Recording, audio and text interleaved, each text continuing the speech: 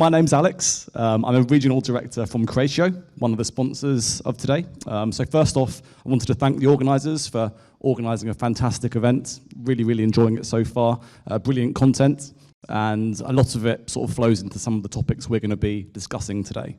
So I know that I'm probably before lunch, we're overrunning slightly, so I'm going to try and keep it quite short and sweet. We do have a booth outside with some books, some chocolates, so please do come over if you want to find out some more about no-code.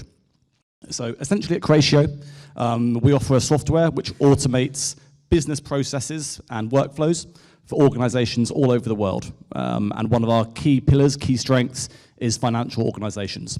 So we work with the likes of SocGen, Revolut, BNP Paribas, so a few, OTP Bank, so it's a real key strength for us.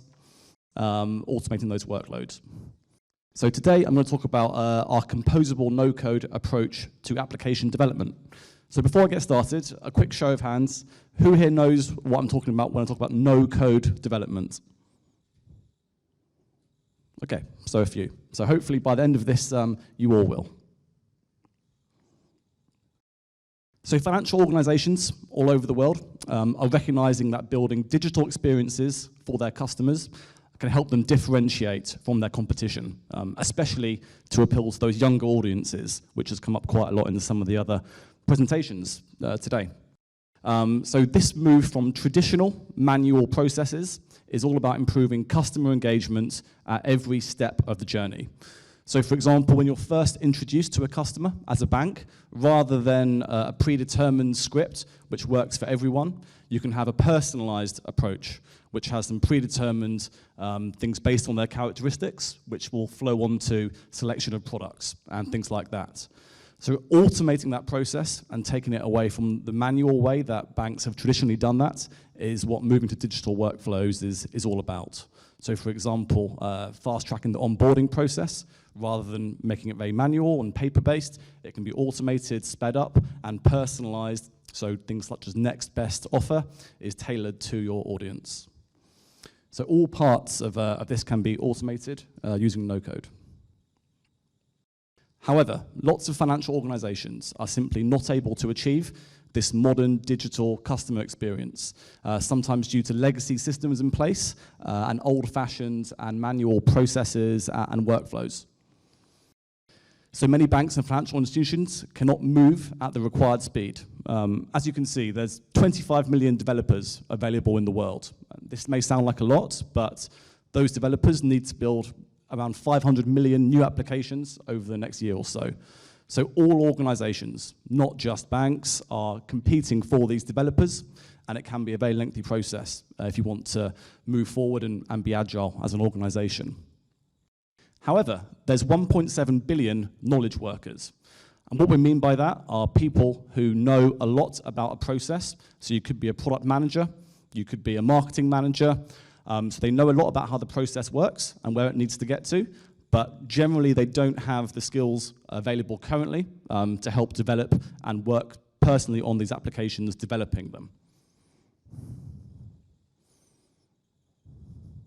So therefore, we often see a disconnect between the amount of automation needed to move forward and be flexible and the ability to execute on that quickly and stay ahead of the competition.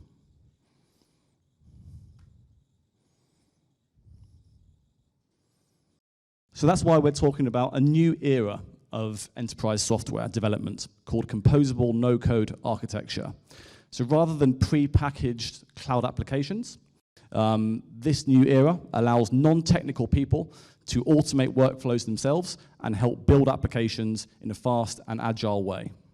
So what does no-code mean? Essentially, it is non-developers using visual and pre-programmed tools to build different types of applications themselves without needing to know or interact with the actual programming language involved. This allows the rise of what we call no-code developers, people who know the business processes well, but are not trained in development skills themselves. They can now build applications alongside the IT team, taking significant workload away from the IT team and improving the time to value for applications, giving them a competitive advantage in a fast-changing environment. And by composable architecture, we mean pre-packaged blocks and components that can be plugged in together and added to constantly to create scalable applications simply and repeatably. So what this means and what the benefits are. We see acceleration, so improving the speed to market for the applications. We see agility, so the ability to react and change quickly depending on the market. We see autonomy, so reducing the reliance on third parties such as developers to move forwards. And alignment, aligning the business with IT at all times, ensuring consistency across the board. So one instance of this approach in action is one of our customers, OTP Bank. During the COVID times, which seems like ages ago now, they wanted to launch a new online lending process. They used a no-code approach and Creatio, and they launched this new product within 3 months during COVID times. Their nearest competitor in the region took 9 months to do it. So they were ahead of the competition by 6 months because they didn't need to wait for developers. They could be agile and move forward, led by the business. So governance has come up, I think, in most of the presentations today. It's a really key topic, and it's one of the concerns that some of our customers who we speak to have initially when talking about no-code. That people will go off in sort of crazy directions and not stick to the strict regulations and guidelines that they should. And rightly, it's a valid concern that needs to be taken seriously. So we believe one of the ways to get around this concern and to ensure appropriate control is also to automate and streamline the auditing and the governance of the development process. So for instance, the steps needed before moving from pre-production to production can be automated. And our platform, for example, has lots of capabilities inbuilt ready to do this, to ensure that you're complying with all regulations at all stages. So where can no-code be used for banks? Actually, the answer is throughout. So whether it's back office, middle office, or front office, we see our customers using a no-code approach to build the key applications, including customer-facing ones. So right from marketing and sales, so things such as targeted marketing campaigns and using next best actions, using AI to create compelling upsell and cross-sell product recommendations for customers, right through to the lending process, and then everything about customer experience and compliance. All of this can be automated using a no-code approach. And if you go to our website, we can expand on any of these today, including the booth. So each of these has some examples drop down of some of the ways that we're automating these for our customers all around the world. So to further display the range of possibilities, here are some of the use cases that OTP Bank has used Creatio for with a no-code approach. So customer onboarding, lead management, cross and upsells, account opening, contact center, all automated. And something I wanted to point out here, they have about a team of around 20 people working on this automation. 90% of these have no training at all in terms of development or coding. So these are business people working to fastly create applications and key developments to add value and give themselves a competitive advantage in the market using no-code. So some more details on the exact workflows. As you can see, right across the board, from back office, front office, automations created using a no-code approach. Again, 90% of the people working on this have no technical background. So they're business people driving the automation and driving the process. So it really is the business being at the forefront of the development.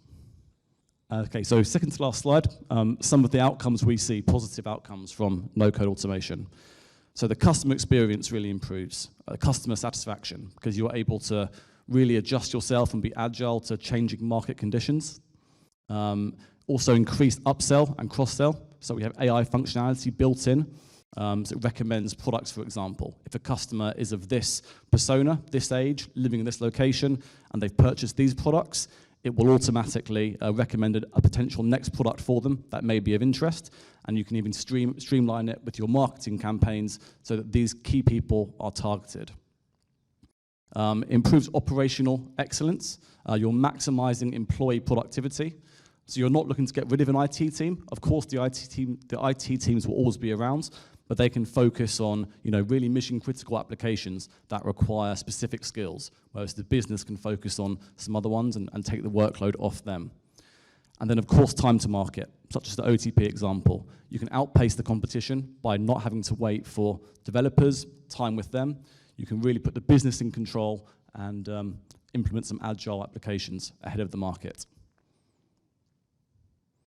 So that's all I had today. We have written a no-code playbook, which talks more about the no-code approach. We have some copies available in the booth if anyone wants to discuss with us the no-code approach and some of the challenges and benefits, and we'd love to see you over there. Thanks for your time.